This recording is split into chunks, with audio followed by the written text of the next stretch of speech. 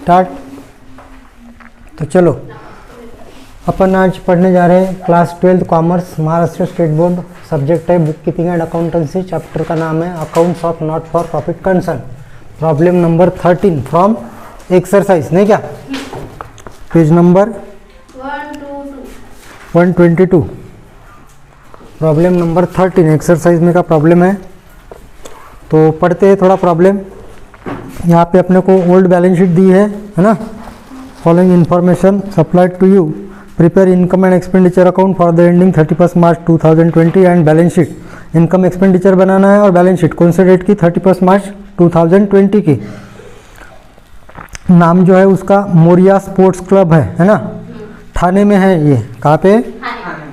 Moriya sport club Thane. तो balance sheet old वाली या ओपनिंग वाली बनाना नहीं पड़ेगा क्योंकि ऑलरेडी दी है उन्होंने क्वेश्चन में और रिसिप्ट पेमेंट दिया है। तो क्या बनाना पड़ेगा, सिर्फ इनकम एक्सपेंडिचर अकाउंट और बैलेंस शीट। तो बनाओ। यहाँ पे क्या लिखेंगे, इन द बुक्स ऑफ क्या लिखेंगे पहले, इन द बुक्स ऑफ बोलो, मोरिया स्पोर्ट क्लब। कहाँ पे है ये? ठाणे में। ये ठाणे सिटी का नाम रहता ना क्या। तो income and expenditure account, income and expenditure account for the year ending, बोलो का क्या डेट है वहाँ पे, for the year ending 31 of March 2020। ठीक है। रूलिंग दो पार्ट में रहता है। लेफ्ट हैंड साइड वाला पार्ट जो रहता है उसको क्या बोलते हैं अपन, डेबिट साइड, और राइट हैंड साइड वाला पार्ट होता है क्रेडिट। डेबिट में क्या लिखते हैं, पर्टिकुलर। तो पर्टिकुलर में क्या लिखते हैं अपन, एक्सपेंडिचर, नहीं क्या। तो यहाँ लिखेंगे एक्सपेंडिचर और इधर अमाउंट इन रुपीज। नेक्स्ट इधर लिखते हैं इनकम राइट हैंड साइड में क्रेडिट में, और यहाँ पे सेम अमाउंट इन रुपीस। ठीक है। उसके बाद बनाएंगे balance sheet.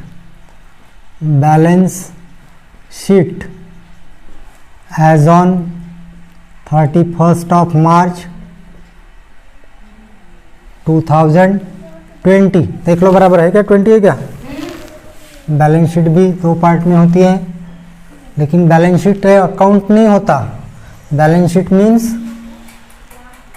Statement showing of our concern. कौन सा स्टेटमेंट शोइंग, फाइनेंशियल। तो फाइनेंशियल स्टेटमेंट जो शो होता है वो बैलेंस शीट में होता है, इसलिए उसको अकाउंट नहीं बोलते, एक स्टेटमेंट बोलते। इस वजह से इसकी साइड जो होती है, राइट हैंड साइड डेबिट होती है और लेफ्ट हैंड साइड क्रेडिट होती है। क्योंकि अपने को पता है कोई भी अकाउंट का लेफ्ट हैंड साइड डेबिट और राइट हैंड साइड क्रेडिट होता है, लेकिन बैलेंस शीट का उल्टा होता है। और बैलेंस शीट में यहाँ पे लायबिलिटीज लिखा जाता है, अमाउंट इन रुपीस, ये अमाउंट का कॉलम है, और इधर होता है असेट्स। डेबिट साइड में होता है असेट्स, फिर से यहाँ पे अमाउंट इन रुपीस। तो प्रॉब्लम स्टार्ट कहाँ से करते हैं अपन, एडजस्टमेंट से। तो एडजस्टमेंट पहले पढ़ेंगे। सब्सक्रिप्शन के बारे में एडजस्टमेंट है। कौन सी है, देखो, सब्सक्रिप्शन रिसीव्ड इंक्लूड ₹3000 फॉर 2018-19। अपना ईयर कौन सा चल रहा है, ये 1920 है, 19-20। और इसमें इंक्लूड कौन सी है, 18-19 की, मतलब पिछले साल की इंक्लूड है इसमें, है ना। एंड आउटस्टैंडिंग सब्सक्रिप्शन फॉर 1920 मतलब 2019-20 वॉज ₹14,000 और करंट ईयर की आउटस्टैंडिंग कितनी है, 14,000। तो ठीक है, सबसे पहला काम करेंगे अपन, सब्सक्रिप्शन रिसिप्ट में कितनी है उसको देखेंगे और उसको टिक कर देंगे। तो देखो आप रिसिप्ट में, और यहाँ पे सब्सक्रिप्शन लिख लो, कितना है बोलो सब्सक्रिप्शन रिसिप्ट में। तो यहाँ पे 1,05,000, इनर में लिखा अपन ने 1,05,000। ठीक है। और उसमें पिछले साल की इंक्लूड है बोलते कितनी, 3,000 है ना। तो यहाँ पे पिछले साल की अगर 3,000 इंक्लूड है तो उसको बोलेंगे अपन माइनस आउटस्टैंडिंग, है ना, ये लास्ट ईयर बोल सकते हैं आप इसको, या तो प्रीवियस ईयर PY भी बोल सकते हैं। कितनी इंक्लूड है इसमें? 3000। वैसे टोटल आउटस्टैंडिंग लास्ट ईयर की 3000 से ज़्यादा है। देखो आप कैसी समझेगी आपको, बैलेंस शीट में ओल्ड वाले देखो 8000 है, लेकिन एडजस्टमेंट में क्या बता रहा है वो कि लास्ट ईयर की इसमें कितनी इंक्लूड है? सिर्फ 3000। इसलिए अपन ने 8000 माइनस नहीं किया, सिर्फ 3000 माइनस किए, और वो बाकी बचे कितना 5000, उसका बाद में बताता हूँ। पहले इतना लिख लिया माइनस जितना उसमें इंक्लूड है। तो ये 3000 माइनस होने के बाद कितना बचेगा? 1,02,000। और करंट ईयर की जो आउटस्टैंडिंग है वो कितनी रहेगी? प्लस आउटस्टैंडिंग, करंट ईयर की है 14,000। ये भी आउटस्टैंडिंग है ऊपर वाला, लेकिन मैंने शॉर्ट फॉर्म में लिखा, वो ऑब्लिक एस मतलब आउटस्टैंडिंग। ये लास्ट ईयर की है, ये आउटस्टैंडिंग क्या है? अपनी करंट ईयर की है। इसमें लिखता हूँ करंट ईयर कितना है? करंट ईयर का आउटस्टैंडिंग बोल रहा है वो एडजस्टमेंट में 14,000, नहीं क्या? तो आउटर में कितनी जाएगी? आउटर में जाएगी 1,16,000। समझ में आ गया इतना? तो लास्ट ईयर का आउटस्टैंडिंग कभी भी माइनस होता है और करंट ईयर का आउटस्टैंडिंग प्लस होता है। इनकम बोलो या कोई एक्सपेंस भी रहा तो वैसे ही, करंट ईयर का प्लस होता है आउटस्टैंडिंग और लास्ट ईयर का माइनस। तो इसमें अभी आपको आना है असेट साइड में सेकंड एंट्री के लिए। तो यहाँ पे लिखेंगे आउटस्टैंडिंग सब्सक्रिप्शन, आउटस्टैंडिंग सब्सक्रिप्शन अभी लास्ट ईयर का। तो लास्ट ईयर का देखो, पिछले साल का आपका देखो टोटल आउटस्टैंडिंग सब्सक्रिप्शन कितना था, उसको बैलेंस शीट में टिक कर दो। ओल्ड बैलेंस शीट जो दिए है अपने को, यानी ओपनिंग बैलेंस शीट बोलेंगे उसको, पिछले साल की बोले तो क्लोजिंग वाली ओल्ड पुरानी बैलेंस शीट, ये इस साल के लिए अपनी ओपनिंग बैलेंस शीट बनेगी वो। तो ओपनिंग बैलेंस शीट में देखो आप आउटस्टैंडिंग सब्सक्रिप्शन कितना है टोटल, उसको टिक कर दो।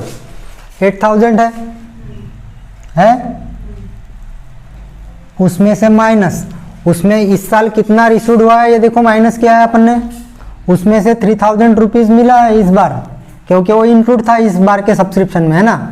तो इसमें से 3,000 अपने को रिसीव्ड हुआ, है ना। यानी आज के डेट में भी पिछले साल का, आज के डेट में भी पिछले साल का आउटस्टैंडिंग, ये आज की डेट है, तो आज के डेट में पिछले साल का अभी भी कितना आउटस्टैंडिंग बाकी है? 5,000, जो एज इट इज अपनी असेट रहेगी, अभी भी आना बाकी है पिछले साल का। और इस बात में करंट ईयर का जो है, करंट ईयर का जो आउटस्टैंडिंग होगा, ये हेडिंग है समझो आउटस्टैंडिंग, तो करंट ईयर का आउटस्टैंडिंग कितना होगा? करंट ईयर का आउटस्टैंडिंग होगा पूरा का पूरा 14,000, दिखा है वाला 14,000। तो ये एडजस्टमेंट अपनी कंप्लीट हो गई सब्सक्रिप्शन की, समझ गए? पक्का? फिर नेक्स्ट सेकंड वाले एडजस्टमेंट पे आते हैं। सेकंड है इंश्योरेंस प्रीमियम पे, है ना। ऑन 31 ऑफ मार्च 2020, मतलब करंट ईयर की डेट है लास्ट वाली, है ना। Prepaid insurance premium was ₹2,500। तो सबसे पहले आप पेमेंट में देखो इंश्योरेंस प्रीमियम कितना है, पेमेंट में जाओ, पेमेंट में तो लिख लो आप और टिक भी कर दो इंश्योरेंस प्रीमियम, इंश्योरेंस प्रीमियम कितना है? 11,000, 11,000। अब एडजस्टमेंट में बोला है प्रीपेड और करंट ईयर का प्रीपेड है वो, इसलिए क्या करेंगे उसको माइनस प्रीपेड, यहाँ पे करंट ईयर लिख सकते हो आप। कितना अमाउंट है प्रीपेड? 2,500, 2,500। प्रीपेड कभी भी माइनस होता है करंट ईयर का, तो माइनस करने के बाद अभी आउटर में करेंगे या इनर में, इसके बारे में सोचना है। तो क्या करेंगे, अभी इधर ओल्ड बैलेंस शीट में देखेंगे तो इंश्योरेंस का कोई है क्या? है, असेट साइड में इंश्योरेंस का दिया है, तो असेट में दिया है प्रीपेड, तो ठीक है। तो करंट ईयर का प्रीपेड माइनस होता है, लेकिन लास्ट ईयर का प्रीपेड क्या होगा? उल्टा रूल लगेगा लास्ट ईयर को, तो ऐड होगा। तो इसलिए अभी आउटर में नहीं निकालेंगे, इसकी टोटल माइनस करके इनर में लिखेंगे 8,500। इसमें करेंगे प्लस प्रीपेड, प्रीपेड कौन सा? ये वाला लास्ट ईयर का, तो इसको PY बोल सकते, PY मतलब लास्ट ईयर, और यहाँ पे लास्ट ईयर के जगह पे PY भी लिखा तो चलता है, ठीक है। तो कितना है उसको टिक किया आपने बैलेंस शीट में, टिक कर दो।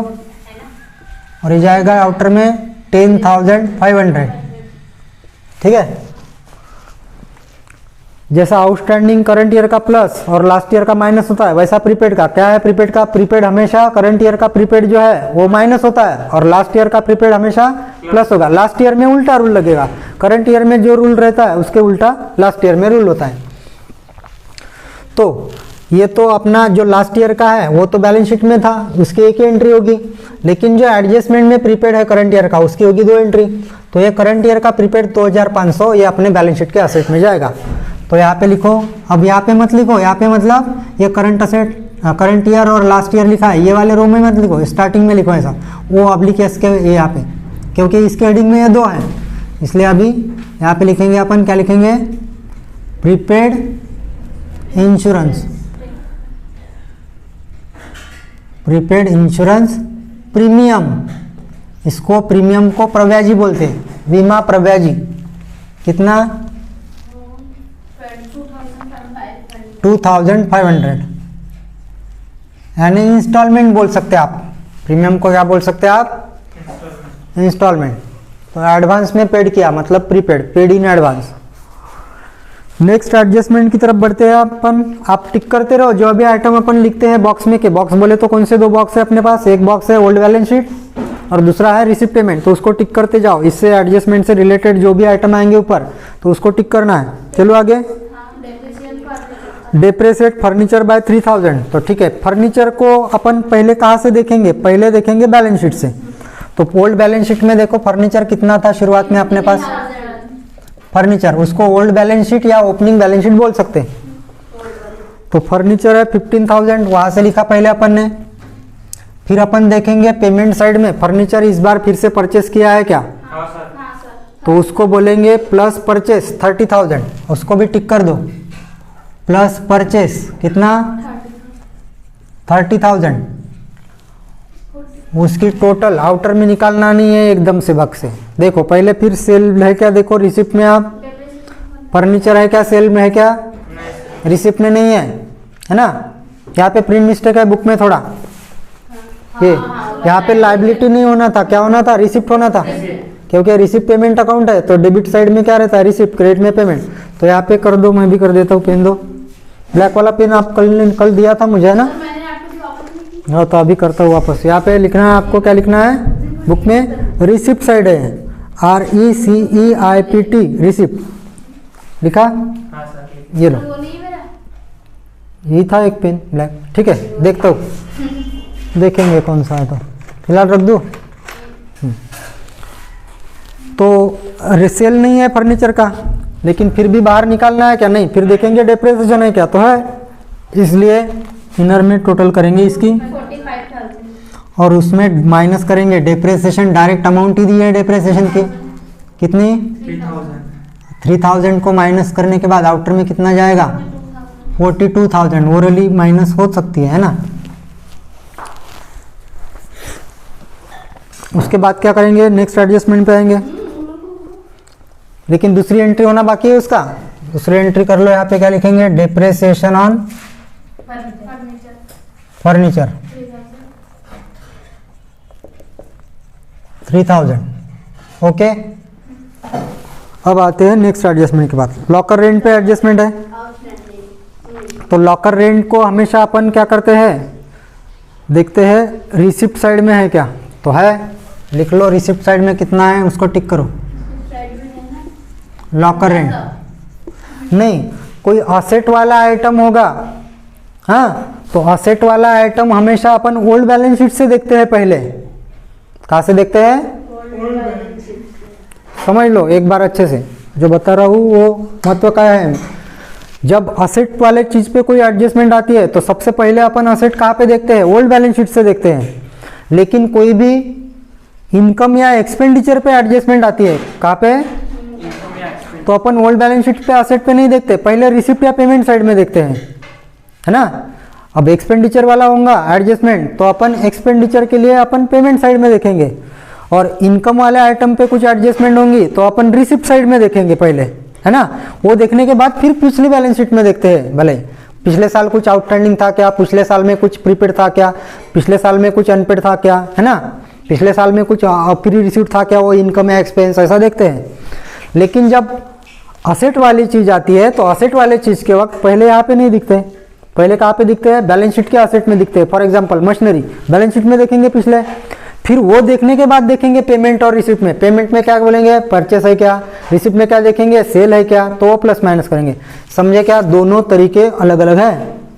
नहीं तो आपको लग रहा होगा कि कभी सर बोलते हैं देखो पिछले बैलेंस शीट में, कभी कभी बोलते हैं देखो रिसिप्ट पेमेंट में। लेकिन कब क्या बोलता हूँ पता है क्या, जब इनकम या एक्सपेंडिचर वाला आइटम पे एडजस्टमेंट होती है तो मैं क्या देखने के लिए बोलता हूँ आपको, पहले रिसिप्ट पेमेंट पे देख लो उसकी एंट्री, फिर आगे बढ़ते हैं। लेकिन कोई असेट्स या लाइबिलिटी वाला आइटम होता होगा तो मैं बोलता हूँ आपको पहले कि सबसे पहले आप ओल्ड बैलेंस शीट पे देखो। समझ गए डिफरेंस? तो चलो अब कौन सा आइटम चल रहा है, लॉकर रेंट। इनकम वाला आइटम है करके अपन ने ओल्ड बैलेंस शीट में देखा क्या, पहले रिसिप्ट या पेमेंट में बोला तो कौन सी साइड है, रिसिप्ट, क्योंकि ये इनकम है। कितना है, 1500, उसको टिक कर लो। क्या, अब भले आप एडजस्टमेंट वाला जो है वो आउटस्टैंडिंग कब का है, 1920 मतलब करंट ईयर का ही है। तो क्या करेंगे, आउटस्टैंडिंग को अपन प्लस आउटस्टैंडिंग ब्रैकेट में लिख सकते हैं आप करंट ईयर। करंट ईयर का शॉर्ट फॉर्म क्या है, CY। ठीक है, कितना है करंट ईयर का आउटस्टैंडिंग, 400 प्लस किया। फिर उसके बाद इसको आउटर में निकालना है या नहीं निकालना है, क्यों नहीं निकालना है, क्योंकि अपन पिछले बैलेंस शीट में अभी तक देखा नहीं। अगर पिछले बैलेंस शीट में कुछ नहीं होगा तो बाहर निकाल लेंगे, लेकिन पिछले बैलेंस शीट में होगा तो सोचना पड़ेगा। देखो पिछले बैलेंस शीट में तो कहाँ पे है, असेट में है नहीं क्या, असेट में भी हो सकता है, लायबिलिटी में। असेट में रहेगा तो आउटस्टैंडिंग रहेगा, आउटस्टैंडिंग इनकम, और लायबिलिटी में रहेगा तो प्री रिसीव्ड रहेगा, दोनों रह सकता है। तो यहाँ पे लायबिलिटी में नहीं है, असेट में है तो आउटस्टैंडिंग। तो यहाँ पे प्लस इनर में ही करेंगे अपन 1900, और करंट ईयर का आउटस्टैंडिंग प्लस होता है तो लास्ट ईयर का आउटस्टैंडिंग क्या होगा, यहाँ पे PY मतलब प्रीवियस ईयर, PY मतलब प्रीवियस ईयर, उसको लास्ट ईयर भी बोल सकते हैं। कितना, 500, तो आउटर में कितना जाएगा, 1400। ठीक है, अभी ये तो बैलेंस शीट में था, बैलेंस शीट के या रिसिप्ट पेमेंट की एक एंट्री होती है ना हर आइटम की। लेकिन ये वाला एडजस्टमेंट में था, इसकी दूसरी एंट्री होगी, कहाँ पे होगी इसकी दूसरी एंट्री, इसकी एंट्री असेट में होगी। तो यहाँ पे लिखो आउटस्टैंडिंग लॉकर रेंट कितना, 400 रुपीज़। तो एडजस्टमेंट कंप्लीट हो गई। अब एडजस्टमेंट पूरी कंप्लीट ही होगी। अब आते हैं अपन ओल्ड बैलेंस शीट पे। तो मैं अगर बुक रख देता हूँ तो आप बताओगे बराबर, लेकिन आप बताते वक्त टिक वाले आइटम छोड़ देना। बोलो, कैपिटल फंड, ये अपनी लायबिलिटी रहेगी। यहाँ पे लिखते वक्त लिखेंगे अपन ओपनिंग कैपिटल फंड। क्या बोलेंगे, बोलो अमाउंट, 64,500 इनर कॉलम में लिखना हमेशा, क्योंकि सरप्लस आएगा और डेफिसिट आएगा, वो प्लस माइनस होने के बाद ही बाहर जाता है। नेक्स्ट बोलो, बैंक ओवरड्राफ्ट। अब बैंक ओवरड्राफ्ट ये अपना लायबिलिटी होती है। तो इस लायबिलिटी का अगर अपन इस साल पेमेंट किया होगा तो ये लायबिलिटी में आएगा नहीं यहाँ पे करंट ईयर के, लेकिन पेमेंट नहीं किया होगा इसका बैंक ओवरड्राफ्ट का तो एज इट इज ये लायबिलिटी होगी। तो आप देख लो पेमेंट साइड में इसका पेमेंट किया गया है क्या बैंक ओवरड्राफ्ट का, पूरा किया क्या, तो उसको पेमेंट साइड में टिक कर दो कि पेमेंट हो चुका है उसका। अब ये अपनी लायबिलिटी बची नहीं। ओल्ड बैलेंस शीट के लायबिलिटी में कितना अमाउंट है, 38,000 है। अगर आपका पेमेंट साइड में 30,000 ही पेमेंट होता, कितना होता, 30,000, तो यहाँ पे बैंक ओवरड्राफ्ट अपन 8,000 दिखाते, और पेमेंट साइड में कुछ भी नहीं होता तो फिर यहाँ पे पूरा 38,000 दिखाते, और 30,000 होता तो पेमेंट 8,000 दिखाते। लेकिन इस बार कैसा है, पूरा ही पेमेंट कर दिया, मतलब लायबिलिटी कुछ बची ही नहीं, तो फिनिश हो गया। उसके बाद असेट में इन्वेस्टमेंट, मशीनरी, सॉरी, तो मशीनरी जो है वो अपनी असेट है, तो मशीनरी यहाँ पे लिखेंगे। सर उसके पहले आउटस्टैंडिंग सैलरी है सर, पढ़ा नहीं आपने, नहीं नहीं, भूलो मत, भूलेंगे तो फिर प्रॉब्लम, फिर दोबारा प्रॉब्लम होगा। छोड़ना नहीं कुछ भी आइटम, सिर्फ टिक वाले छोड़ना बोला आपको। क्या है बोलो Shantanu? Outstanding salary. Outstanding salary. तो आउटस्टैंडिंग सैलरी का पेमेंट किया है क्या इस बार? आप पेमेंट साइड में देख लो, सैलरी का पेमेंट किया है क्या? किया है सर, कितना किया है? 17,500 और यहाँ पे कितना था? 4,000। और सैलरी का पेमेंट 17,500 किया। तो यहाँ पे पहले सैलरी आप एक्सपेंडिचर में लिख लो, बताता हूँ। सैलरी कितना? पेमेंट साइड का बोलो पहले। 17,500 सैलरी का पेमेंट किया इस बार।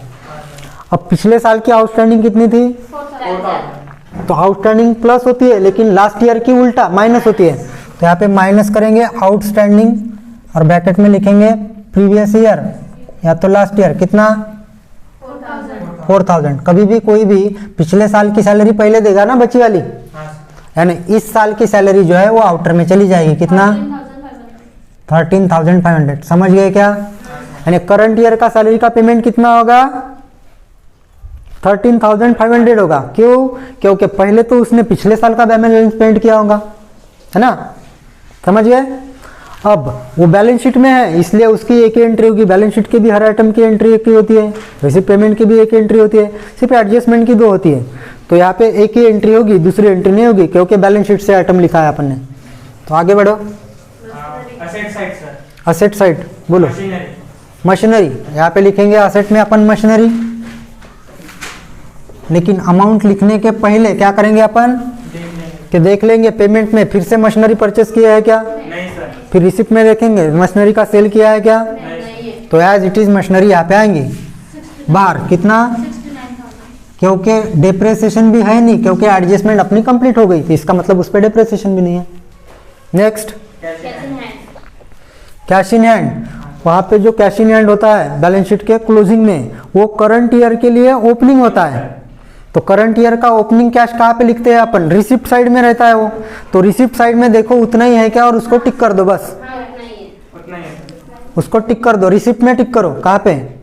हाँ, हो गया फिनिश बैलेंस शीट। अब कहाँ पे आएंगे अपन? रिसिप्ट पेमेंट में आएंगे। तो एक एक साइड कंप्लीट करेंगे, पहले लेफ्ट हैंड साइड से रिसिप्ट कंप्लीट करते हैं पहले हमेशा अपन, है ना? ऐसा जरूरी नहीं, पेमेंट भी कंप्लीट कर सकते हैं, लेकिन कभी भी बाएं तरफ से चलते हैं। तो बोलो रिसिप्ट साइड का आइटम बोलो। Entrance fee capitalise. कैपिटलाइज मतलब वो रेवेन्यू इनकम नहीं है, मतलब यहाँ पे नहीं लिखेंगे, पूरा का पूरा कैपिटलाइज है। यहाँ पे लिखेंगे प्लस कैपिटलाइज्ड एंट्रेंस फीस। कितना? 9,300। फिर डोनेशन भी कैपिटलाइज है, इसको भी यहाँ पे प्लस करेंगे। कैपिटलाइज्ड, कैपिटलाइज्ड शब्द मैं शॉर्टकट में CAP करके डॉट दे रहा हूँ, लेकिन हमेशा पढ़ते वक्त इसको कैपिटलाइज्ड बोलना। कैपिटलाइज्ड डोनेशन कितना? 800। नेक्स्ट, अब पेमेंट में आओ, बोलो एक एक आइटम। सैलरी तो टिक नहीं किया होगा आपने, टिक कर लो।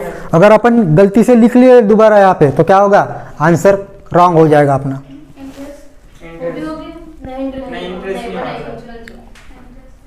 इंटरेस्ट है, तो इंटरेस्ट एक्सपेंडिचर में लिखेंगे। बोलो बड़ा, एक्सपेंडिचर में क्यों लिखेंगे? तो इधर नहीं आता क्या इंटरेस्ट? इधर भी आता है, इधर क्यों लिखा? बता शांतनु, तू बता। सर वो पेमेंट साइड में है सर। इंटरेस्ट डिपेंड करता है कि आपका एक्सपेंडिचर है या इनकम। तो अपन ने एक्सपेंडिचर एज्यूम किया। आप क्यों एज्यूम किया? क्योंकि अगर वो पेमेंट साइड में है तो इसका मतलब एक्सपेंडिचर है, अगर वही इंटरेस्ट रिसिप्ट साइड में रहता तो उसको इनकम मानते अपन। और ये रेवेन्यू नेचर का है, क्योंकि पे हम हमेशा करते हैं अपन इंटरेस्ट, और मिलता भी हमेशा है, नहीं क्या? इसलिए कितना? 1,400। नेक्स्ट, हाँ, रिफ्रेशमेंट एक्सपेंसेस लिखो। रिफ्रेशमेंट एक्सपेंसेस, रिफ्रेशमेंट बोले तो अल्पोपहार यानी नाश्ता पानी, उस पे होने वाला खर्चा, समझे? कितना? 4,200। समझे क्या रिफ्रेशमेंट का मतलब?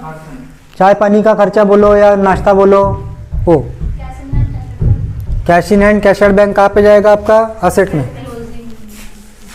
क्लोजिंग वाला कैश बैंक हमेशा न्यू असेट में आता है, ये वाले। और ओपनिंग कैश बैलेंस जो होता है ओल्ड बैलेंस शीट में रहता है, वो कहाँ पे लिखते हैं अपन? रिसिप्ट में। तो रिसिप्ट में लिखना नहीं पड़ता, ऑलरेडी पे क्वेश्चन में रिसिप्ट पेमेंट अकाउंट दिया रहता है, लिखा रहता है वहाँ पे। तो यहाँ पे कैश इन हैंड है कितना, 6,500 और cash advance cash at bank भी एसेट ही है।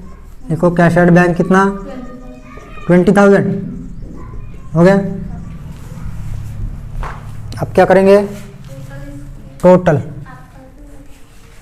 किए कैसे हाथ तूने टोटल, हाँ आ गई होंगी तो टाइम वेस्ट नहीं करते, बता दे क्या आया सरप्लस, या सरप्लस का आ रहा है 84,800। सरप्लस आ रहा है 84,800। तो 84,000 कितना, 800। ये क्या हो रहा है अपना, सरप्लस आ रहा है। सरप्लस को क्या बोलते हैं अपन, ब्रैकेट में लिखते हैं यहाँ पे excess of income, over expenditure, excess of income over expenditure, ठीक है। और टोटल कितनी आ रही सी, आप बोलो, बड़ी वाली मतलब दोनों साइड में लिखी होंगी ना, बड़ी वाली जो मोर देन 1,17,400। 1,17,400, ऐसा है क्या, देखो 1,17,400, नहीं तो 17 बोलते, कभी कभी 70 और 17 में कंफ्यूज होता तो 70 लगता है, 17 और 70 में डिफरेंस है। 17 मतलब 17 और 70 बोले तो 70। तो ये कैसे निकालते हैं, अपना इनकम ज़्यादा होगा और माइनस उसमें से एक्सपेंस किया, है ना, तो ये, तो इसका मतलब ये सरप्लस आया आपका। तो ये रफ वाला वर्क करते हैं, तो ये कर लिया है आपने, इसलिए मैंने छोड़ दिया। अब ये सरप्लस क्या होगा, ऐड होगा, तो यहाँ पे लिखेंगे सरप्लस। शांतनु, हाँ सर, अगर यहाँ पे सरप्लस के जगह पे इधर डिफरेंस आता तो डेफिसिट होती, तो डेफिसिट होती तो क्या करना पड़ता, माइनस। तो माइनस करने के लिए पहले इसकी अपन को टोटल करना पड़ता, टोटल करते अपन तभी वो माइनस कर सकते थे, नहीं क्या। लेकिन अभी सरप्लस आने की वजह से क्या हो रहा है, ऐड ही हो रहा है, तो अपन एक साथ चारों की चारों अमाउंट की टोटल बाहर निकाल सकते हैं, तो टोटल करने की जरूरत नहीं पहले। तो सरप्लस लिखने के बाद ही करेंगे, कितना 84,000 बोलो 800। टोटल कितनी गई सी बार, 1,59,400। 1,59,400। टोटल भी उतना ही है। और एक ही अमाउंट होने की वजह से ये लाइबिलिटी की टोटल भी उतनी आएगी, और अगर टोटल असेट की भी उतनी आती है तो अपना प्रॉब्लम करेक्ट है। आई किया आपने टोटल, तो हमारी स्टूडेंट है सिया नाम की, वीडियो देखने वालों को बता रहा हूँ, तो उनकी टोटल आ गई, इसलिए मैंने टोटल लिख ली। आप वीडियो में टोटल करके देख सकते हैं, वीडियो स्टॉप करके, है ना। अगर ये टोटल नहीं आ रही होंगी तो फिर मुझे बताना, ठीक है। तो इसी के साथ अपना प्रॉब्लम ये वाला फिनिश होता है। जाने की तैयारी कर रहे हैं आप, नेक्स्ट वाला प्रॉब्लम करना है क्या, हाँ सर, कर लेते ना सर, करना होगा तो बोलो, हाँ लीजिए। फिर फिनिश हो जाता, हाँ तो कर लेते हैं। हाँ सर, हटा दो इसको, रूलिंग तो हो गई सर, हाँ तो इसको हटा देता हूँ।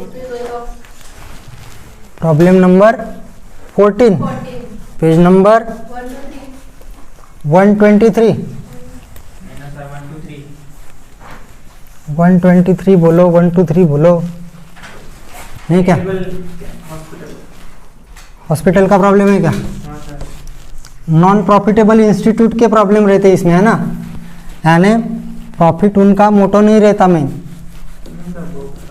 प्रॉफिट नाम की चीज़ रहती नहीं वहाँ पे, है ना।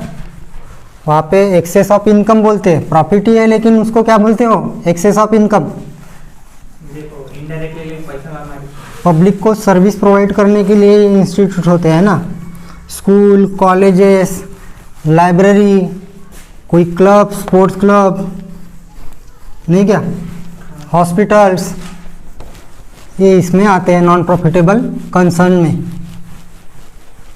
कंसर्न इंस्टीट्यूट या कोई सोसाइटी जो होती है,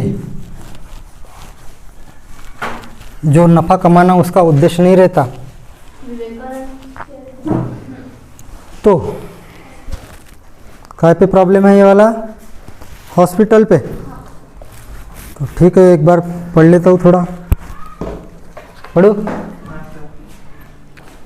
प्रॉब्लम नंबर 14, चैरिटेबल हॉस्पिटल है, चैरिटेबल बोल तो धर्मदाय, धर्मदाय उद्देश्य से स्थापन किया हुआ हॉस्पिटल। पढ़ो पढ़ो आप मेरे भी साथ थोड़ा सा। Following information has been provided by Vivekananda charitable hospital, underline करो, ये नाम लिखने के काम में आएगा स्टार्टिंग में हेडिंग में, है ना। वो है लातूर में। कहाँ पे है? लातूर में। You are required to prepare income expenditure account for the ending 31 March 2019 and balance sheet, दोनों बनाना है, मतलब इनकम एक्सपेंडिचर और बैलेंस शीट। तो पिछले साल की या करंट ईयर की ओपनिंग की बैलेंस शीट बनाना पड़ेगा क्या? बोलो नहीं है। क्यों नहीं बनाना पड़ेगा? क्योंकि ऑलरेडी दी है ना।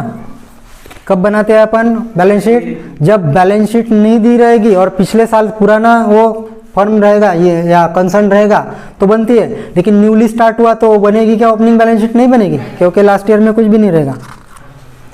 तो ठीक है, एडजस्टमेंट है, फिर रिसिप्ट पेमेंट और एडजस्टमेंट। तो अपन स्टार्ट करते हैं प्रॉब्लम और एडजस्टमेंट धीरे धीरे पढ़ेंगे। एक बार पढ़ लेता हूँ, नहीं तो देखो पहली एडजस्टमेंट काय पे है? ड्रग्स का स्टॉक है।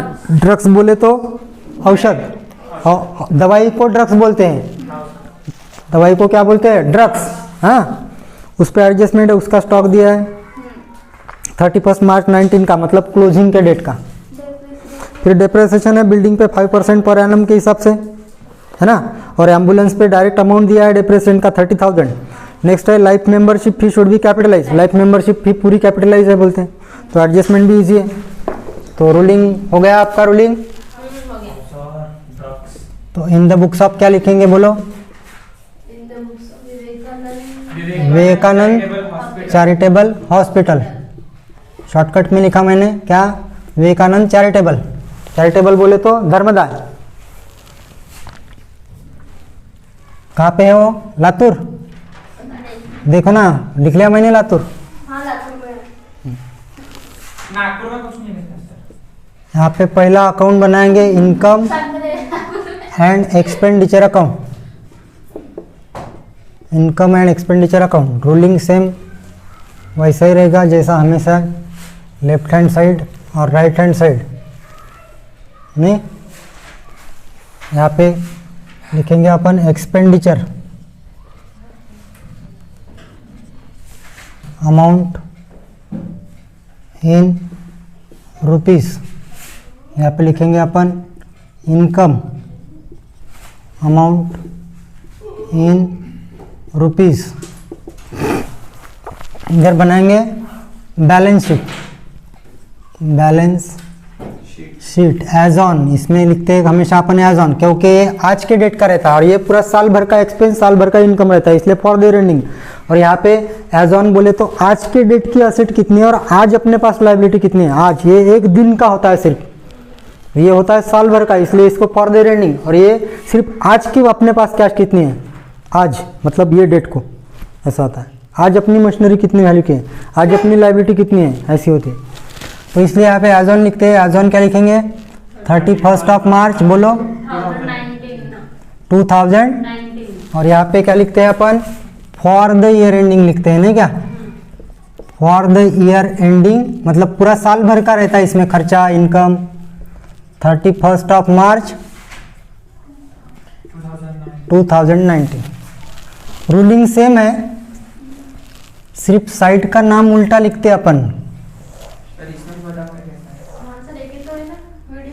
इस वीडियो है सर। इसमें क्या बोले? एक ही वीडियो है सर, मैं बता लिख दो पर। हो, इसमें लिखते हैं डेबिट और इसमें क्रेडिट। साइड है ये लायबिलिटी, इसमें अमाउंट इन रुपीस और यहाँ पे assets, then amount in rupees. हाँ, चलेंगे एडजस्टमेंट की तरफ। हाँ सर। देखो एडजस्टमेंट फर्स्ट वाली, ड्रग्स। पहली एडजस्टमेंट ड्रग्स पे है। तो आज के डेट में ड्रग्स कितना है वो बताया उसने, तो यहाँ पे लिखेंगे ड्रग्स। आज अपने पास कितना स्टॉक है ड्रग्स का? ड्रग्स बोले तो दवाई का स्टॉक, या पूरा लिखूँ क्या? स्टॉक ऑफ ड्रग्स ऐसा लिखूँ क्या? हाँ सर। ठीक है, okay. Stock of drugs hospital का गणित है ना, हॉस्पिटल का प्रॉब्लम होने की वजह से उसमें दिया है कि स्टॉक ऑफ ड्रग्स इतना बैलेंस है आज के डेट में। आज डेट है अपनी 31 मार्च 19, तो ये 22,000 का है, मतलब अपनी ये असेट है। सर वो डायरेक्ट बाहर हाँ बाहर, इसमें कोई कैलकुलेशन नहीं, कैलकुलेशन जो होता है यहाँ पे होगा, जो भी होना है। नहीं क्या? तो असेट वाला आइटम जब रहेगा बोला मैंने, तो आपको सबसे पहले कहाँ पे देखना पड़ेगा बोला बताओ? असेट वाला है तो बैलेंस शीट में देखना पड़ेगा। तो इसलिए बैलेंस शीट में देखो आप, असेट साइड में स्टॉक ऑफ ड्रग्स है क्या? लाइबिलिटी साइड है ना 42,000 लाइबिलिटी में है। दोनों में है सर। तो पहले तो आप असेट का देख लो, असेट का देखो स्टॉक ऑफ ड्रग्स 42,000 कितना 42,000 लिखो, पक्का देख लेता हूँ मैं भी एक बार। स्टॉक ऑफ ड्रग्स असेट में 42,000 है, आउटस्टैंडिंग बिल था ड्रग्स का 50,000, वो बाद में देखेंगे है ना। पहले तो यहाँ पे लिखेंगे opening stock of drugs, opening stock of drugs कितना था बोलो? 42,000 का है ना। तो अब देखेंगे अपन कि अपन ने पेमेंट किया गया है क्या ड्रग्स का, परचेस का? हाँ किया है ना, पेमेंट में देखो ना आप। ये सर परचेज तो इसमें लिखेंगे प्लस 2 लाख का परचेस ऑफ ड्रग्स, इंक्लूड नहीं वो इंक्लूड वाला रैकेट वाला छोड़ दो फिलहाल, आप सिर्फ वो देखो अमाउंट आउटर में कितना है 2 लाख 2 लाख रुपीज़। तो यहाँ पे लिखेंगे 2 लाख, मतलब ये पेमेंट किया गया ना उतना, यानी ये क्या किया है, पे किया है इतना, कितना 2 लाख, इतना पेमेंट किया है ना। तो अब मुझे बताओ, पूछो आपको, तो पेमेंट करेंगे तो कभी भी पहले वो पिछले साल का अगर बैलेंस होगा तो वो पेमेंट करेगा। ये परचेस के लिए पेमेंट किया है कि नहीं उसने 2 लाख का, तो 2 लाख का कोई भी दवाई की शॉप में आप जाओगे पेमेंट करने के लिए, तो वो तो पिछला बिल का पहले पेमेंट का डिडक्ट कर लेगा ना उसमें से, है कि नहीं। तो पिछले साल में आउटस्टैंडिंग बिल था क्या उसका, देखो आप लाइबिलिटी में था। अब करंट ईयर का अगर आउटस्टैंडिंग रहता तो एडजस्टमेंट में देते तो अपने को प्लस करना पड़ता। अब पिछले साल का आउटस्टैंडिंग है तो अपन उल्टा मतलब माइनस करेंगे, समझ गए क्या? तो इसमें से क्या करेंगे अपन, माइनस आउटस्टैंडिंग। लेकिन ये आउटस्टैंडिंग कब का है, लास्ट ईयर या प्रीवियस ईयर का है, तो पीवाई लिख दिया मैंने ब्रैकेट में। तो इसमें कितना इंक्लूड है प्रीवियस ईयर का आउटस्टैंडिंग, 50,000 नहीं प्रीवियस ईयर का इंक्लूड इसमें कितना है, यहाँ पे भले ही लाइबिलिटी में देखो बाद में, पहले यहाँ पे ब्रैकेट में क्या बोला है तो ये पढ़ लेते हैं अभी। 40,000 तो यहाँ पे इंक्लूड 40,000 फॉर 17-18, मतलब पिछले साल का पेमेंट कितना इसमें इंक्लूड है इसमें, 40,000 तो यहाँ पे लिखता हूँ मैं 40,000, इसमें इंक्लूड पिछले साल का सिर्फ 40,000 है, तो पिछले साल का इसमें से 40,000 ही माइनस करता हूँ, है ना। क्या करता हूँ, पिछले साल का माइनस 40,000 करता हूँ, समझे क्या। तो ये अपन माइनस रफली करेंगे क्या, यहाँ पे टोटल दिखा दूँ पहले, यहाँ पे टोटल दिखा देता हूँ पहले, है ना। कितना 2,42,000 इसकी टोटल हो जाएगी। अब कुछ नहीं है ना इस पे, ओल्ड बैलेंस शीट में है कितना है, 50,000 हाँ तो वो बाद में बता दो पिछले साल का। क्योंकि पिछले साल का पूरा माइनस क्यों नहीं किया, क्योंकि इसमें इंक्लूड पूरा बिल पेमेंट नहीं किया ना उसने, 40,000 दिया और बाकी 10,000 वैसे ही रखे। तो आज के डेट में भी पिछले साल की लायबिलिटी आज इट इज रहेगी 10,000, है कि नहीं। अगर पूरा पेमेंट करता तो पूरा माइनस होता 50,000, लेकिन पूरा पेमेंट नहीं किया। कैसा समझा आपने को, क्योंकि ब्रैकेट में दिया है कि इसमें इंक्लूड 40,000 बोलते, तो माइनस किया तो बाहर कितना जाएगा, नहीं बाहर सॉरी 1 मिनट, बाहर कितना नहीं जाएगा, बाहर नहीं, पहले इनर में ही माइनस करो आप, कितना होगा 2,02,000। देखो फिर से बताता हूँ, ये समझ गया ओपनिंग, फिर परचेज भी समझ गया, इतना हो गया। ये पिछले साल का आउटस्टैंडिंग था तो माइनस किया, इसमें इंक्लूड 40,000, इतना हो गया। और ये कभी भी लास्ट में अपने पास आज के डेट में जो है बचा वो माइनस होता है क्लोजिंग, तो इसमें माइनस करेंगे अपन closing stock of drugs. Closing stock of drugs कितना था 22,000, यानी 1,80,000 का ड्रग्स अपना करंट ईयर में एक्सपेंस हो गया, खर्चा हो गया, यूटिलाइज हो गया, इस्तेमाल हो गया। कितने अमाउंट का ड्रग्स यूज हुआ है अपने साल भर में, 1,80,000। समझ गए कैलकुलेशन। और इसकी एडजस्टमेंट में होने की वजह से 2 एंट्री होगी, देखो एडजस्टमेंट में था, है ना। अब रही बात दूसरी, कौन सी, जो बैलेंस शीट में ड्रग्स आउटस्टैंडिंग है, तो यहाँ पे अपन आउटस्टैंडिंग लिखना पड़ेगा, थोड़ी जगह छोड़ दो कैपिटल फंड के लिए 7-8 लाइन, और यहाँ पे लिखेंगे आउटस्टैंडिंग बिल ऑफ ड्रग्स, और ये कब का है प्रीवियस ईयर का है, लेकिन ये प्रीवियस ईयर का होने के बावजूद भी इस बैलेंस शीट में भी आएगा, लेकिन कितना, आज के डेट में जितना अभी भी बैलेंस है उतना आएगा। तो आज के डेट में कितना पिछले साल का बिल बैलेंस होगा, तो वो होगा, पिछले साल के बैलेंस शीट में कितना है, 50,000 है, और उसमें का कितना पेमेंट कर दिया उसने, ये देखो 40,000 पेमेंट कर दिया। तो इसका मतलब आज के डेट में भी कितना बैलेंस है, 10,000 का बिल अभी भी आज के डेट में, आज की डेट बोले तो ये 31 मार्च 19, आज के डेट में अभी भी इतना बैलेंस है। उसको बोलेंगे अनपेड, है ना, अनपेड बिल ऑफ ड्रग्स ऐसा भी बोल सकते हैं, या तो फिर आउटस्टैंडिंग। आउटस्टैंडिंग के दोनों मीनिंग होते हैं, अनपेड भी होता है और अनरिसीव्ड। एक्सपेंस से कनेक्ट है तो अनपेड होगा, और इनकम से कनेक्ट है तो आउटस्टैंडिंग अनरिसीव्ड होगा। तो बढ़ते हैं आगे।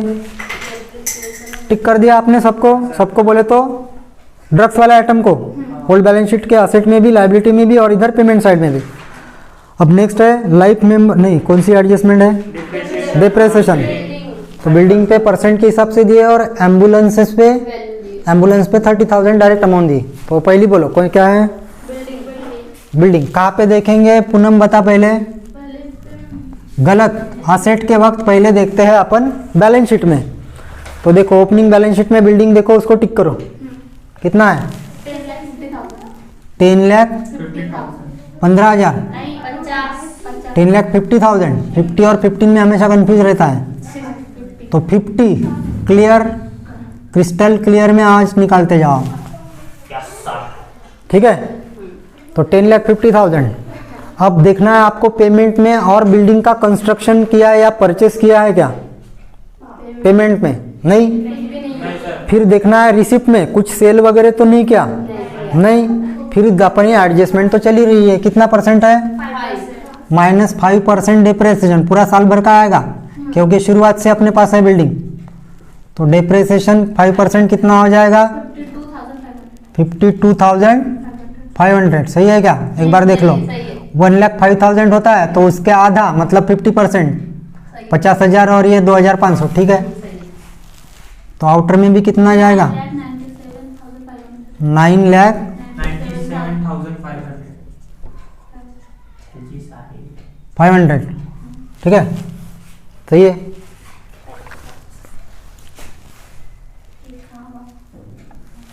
ठीक है क्या। तो अब दूसरा डिप्रेशन डायरेक्ट अमाउंट ही दिया है, काय पे, एम्बुलेंस पे।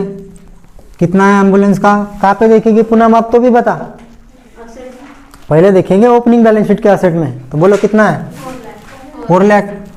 उसमें फिर से देखेंगे कि परचेस है क्या पेमेंट में, सेल है क्या रिसिप्ट में। कभी कभी रिपेयर ऑफ एम्बुलेंस रहता, तो रिपेयर वो सेल नहीं है, वो तो रिपेयर रेवेन्यू नेचर का एक्सपेंडिचर है। रिपेयर बोले तो हमेशा इधर लिखेंगे, शांतनु तू कंफ्यूज हो गया था उस दिन। रिपेयर हमेशा रेवेन्यू नेचर का एक्सपेंस होता है ना। तो है क्या कुछ सेल या परचेस, तो इसमें माइनस करेंगे डिप्रेसेशन। डायरेक्ट अमाउंट दी है डिप्रेसेशन की इस बार, कितना, तो आउटर में कितना जाएगा, 3,70,000 आउटर में जाएगा, है ना।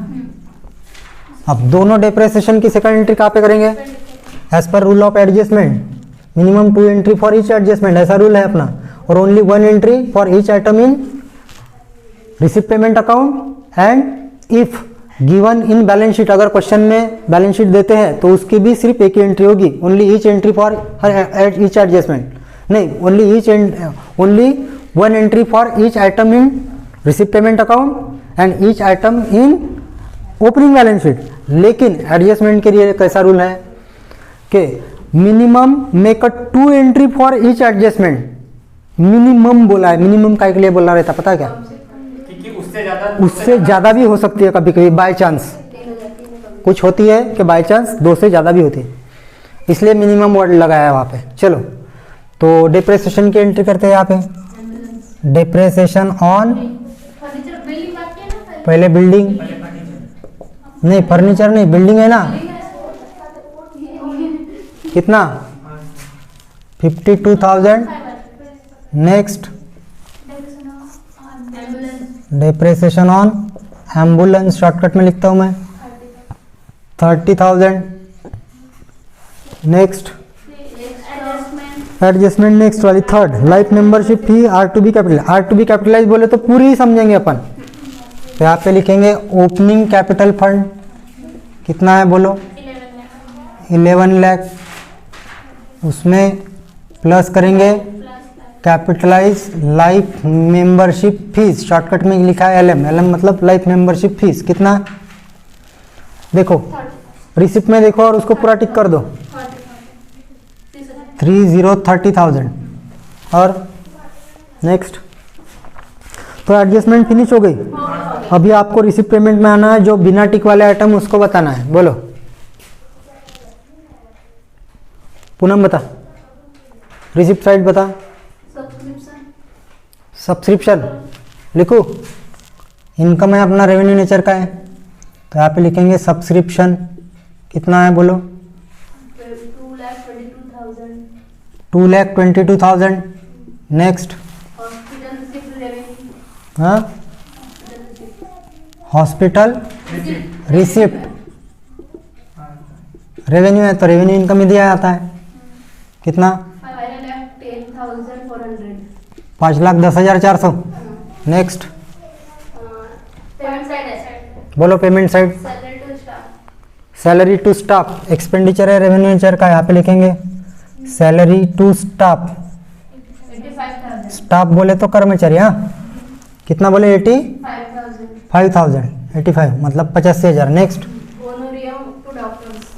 होनोरियम टू डॉक्टर्स,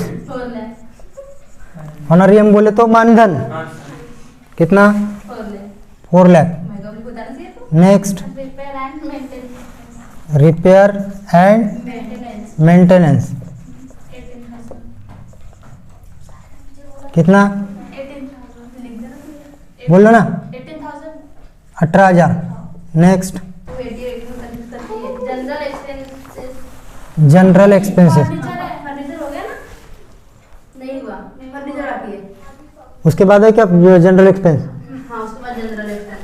ठीक है। तो फर्नीचर असेट में आएगा, फर्नीचर में कुछ एडजस्टमेंट नहीं थी ना, डेप्रिसिएशन वगैरह कुछ नहीं था, तो फर्नीचर डायरेक्ट असेट में जाएगा कितना, 45,000। और यह फर्नीचर अभी इसी साल परचेस किया है, क्योंकि पहले नहीं था, ओपनिंग बैलेंस शीट में नहीं था अपने पास, है ना, तो इसी साल परचेस किया। वो कैपिटलाइज एक्सपेंडिचर है इसलिए उसको असेट में लिखा, और वैसी फर्नीचर अपने को पता है असेट है। फिर जनरल एक्सपेंस है ना, जनरल एक्सपेंसेस कितना, 16,000। और क्लोजिंग बैलेंस होता है अपना कैश इन हैंड। और ओपनिंग आपने पढ़ा नहीं था शायद, ओपनिंग वो टिक था क्योंकि बैलेंस शीट में रहता है वो, नहीं तो टिक होगा ना वहाँ पे। जब बैलेंस शीट अपन ने पढ़ी थी ओपनिंग वाली, तो उसमें जो लास्ट बैलेंस था बैलेंस शीट में, तो उसके वक्त वहाँ पे रिसिप्ट में टिक कर लिया होगा ना, आपने किया नहीं क्या पता नहीं, लेकिन करना पड़ता है रिसिप्ट में फट से टिक मार। नहीं किया था क्या आपने, देखो यहाँ पे जब पढ़ते हैं आप, तो मैं बोलता हूँ कि आप एकदम फट से रिसिप्ट में टिक कर दो, तो आपने किया नहीं होगा, तो कर लो टिक। वो फिर कैसे बताओगे आप, टिक है करके नहीं बताए। तो कैश इन हैंड बोलो कितना, सिया कैश इन हैंड 2,400 पक्का, 2,400 पेमेंट साइड वाला ना।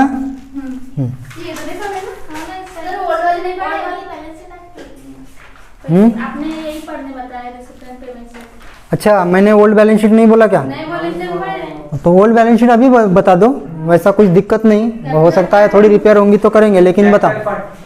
हो गया वो, असेट में जाओ, बैंक लोन है ना, लायबिलिटी में देखो इंपॉर्टेंट आइटम आया है बैंक लोन, लायबिलिटी में बैंक लोन आया है, कितना है बैंक लोन लायबिलिटी में, 6,50,000। ये ओपनिंग बैलेंस शीट है आपकी, है ना, इसमें लायबिलिटी में आप बोल रहे हैं कि बैंक लोन है, कितना है बैंक लोन, 6,50,000। बाप रे, बहुत बड़ा लोन है, यानी वैसा देखा जाए तो बहुत छोटा है आज के डेट में, लेकिन प्रॉब्लम के हिसाब से बड़ा है। तो ये 6,50,000 है। अब मुझे आप बताओ कि इस अपने करंट ईयर का जो रिसिप्ट पेमेंट दिया है क्वेश्चन में, तो वो रिसिप्ट पेमेंट अकाउंट में पेमेंट साइड में बैंक लोन वगैरह ऐसा पेमेंट किया है क्या, देख लो एक बार, मैं दिखलाता हूँ। नहीं, तो नहीं दिया है, इसका मतलब जैसा का वैसा आज के डेट में भी अपने पे लोन वो है, तो यहाँ पे सेम लिखेंगे अपन बैंक लोन कितना 6,50,000 6,50,000। अपना थोड़ा सा ये उल्टा हो गया क्योंकि अपने रिसिप्ट पेमेंट के पहले बैलेंस शीट के आइटम ख़त्म करना था, वो किए नहीं अपन ने, है ना। तो कोई फ़र्क नहीं पड़ता, अगर बैलेंस शीट से रिलेटेड रिसिप्ट पेमेंट में आइटम आ रहा होगा तो थोड़ा सा रिपेयर करना पड़ेगा, नहीं होंगी वैसे एडजस्टमेंट तो प्रॉब्लम नहीं। तो हो गए अभी लाइबिलिटी साइड। असेट साइड बोलो। Hospital requirement, hospital equipment equipment, तो ये असेट है, तो यहाँ पे लिखेंगे हॉस्पिटल इक्विपमेंट। तो इस बार आप देख लो पेमेंट में फिर से इक्विपमेंट परचेस किया क्या, रिसिप्ट में देखो सेल किया क्या इक्विपमेंट का, एडजस्टमेंट तो हो गई, डेप्रिसिएशन है नहीं, एडजस्टमेंट तो फिनिश हो गई, कितना है जैसा का वैसा रहेगा 3,04,000 ऐसा है देखो। नेक्स्ट कैश इन हैंड तो अपन रिसिप्ट में लिखना है, वहाँ पे बैलेंस शीट वाला कैश इन हैंड जो है वो यहाँ पे रिसिप्ट में लिखना पड़ता है, तो लेकिन अपने को लिखना पड़ता है क्या, नहीं, क्योंकि ऑलरेडी लिखा रहता है, उसको सिर्फ टिक कर दो और फिनिश। अब फिर से आप बोलो, आप में से किसी ने अगर कैलकुलेट किया होगा तो बोलो। डेफिसिट आया है 49,100 करेक्ट है, तो यहाँ पे लिखेंगे अपन डेफिसिट, और इसको क्या करेंगे, डेफिसिट को बॉक्स, इसको क्या बोलेंगे, इसको ब्रैकेट में बोलेंगे excess of expenditure over income, है ना। कितना 49,100 करेक्ट है, आपने कर लिया बराबर, ठीक है। 7,81,500 इसकी टोटल है। दो में से जो भी ज़्यादा है वो लिखते हैं अपने यहाँ पे, दो में से मतलब इनकम या तो एक्सपेंडिचर, जो भी ज़्यादा है वो ज़्यादा वाली टोटल यहाँ पे लिखते हैं। हो गया। अब डेफिसिट आने की वजह से माइनस करना पड़ेगा, तो जब माइनस करना है तो पहले इसकी क्या करना पड़ेगा अभी टोटल, तो ये 11,30,000 और माइनस करेंगे इसमें से अपन डेफिसिट कितना 49,100 माइनस हो क्या आउटर में कितनी जाएगी 10,80,900। और इसके बाद में अगर ये टोटल अपनी ऑटोमेटिकली दोनों साइड टैली होती है 17,40,000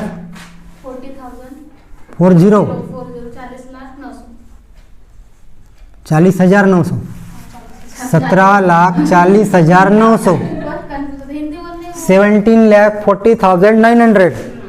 आपने बोलो सही में, आपने टोटल दोनों करके देखी है, तो टोटल करके देखी है तो टैली है।